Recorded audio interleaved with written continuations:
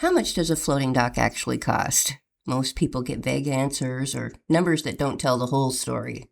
So in this video, I'm going to break it down so you can plan your dock with confidence. Hi, I'm Sandra with Emax Plastics. Let's walk through what really affects the cost of a floating dock and what you should expect. The first thing to understand is this: there's no single price for a floating dock. The cost depends on your size, your layout, your materials, your floats, and your anchoring system. That's why you'll see a wide range of numbers online. To give you a rough idea, smaller residential docks might start in the lower range, while larger or more complex docks can go significantly higher, depending on the setup.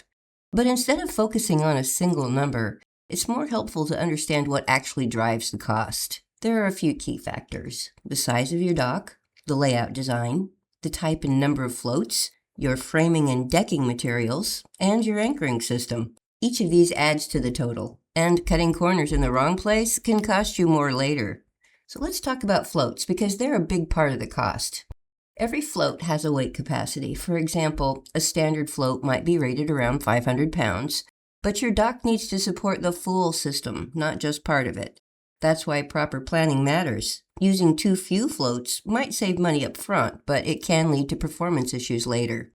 Anchoring is another major factor. Depending on your setup, you might use mooring anchors, pilings, or shore-based anchoring. Each has different costs depending on your water depth, bottom conditions, and layout. This is one area you don't want to underestimate. Another consideration is installation. Some people choose to build their own dock, while others prefer a more turnkey solution. Your choice here will affect your overall cost and timeline. If you're looking to stay within budget, here are a few smart ways to do it. Plan your layout carefully from the start. Avoid underbuilding. You'll just redo it later. Choose quality materials that last. The goal isn't to just spend less. It's to build something that performs well long term. One of the biggest mistakes we see is focusing only on upfront cost, because the cheapest option up front isn't always the best value over time.